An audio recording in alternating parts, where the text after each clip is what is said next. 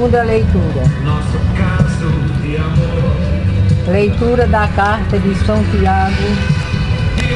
Irmãos bem-amados, todo dom precioso e toda dádiva perfeita vem do alto, descem do Pai das luzes, no qual não há mudança nem sombra de variação. De livre vontade, Ele nos gerou pela palavra da verdade, a fim de sermos como que as primícias de suas criaturas. Recebei com humildade a palavra que em vós foi implantada, e que é capaz de salvar as vossas almas.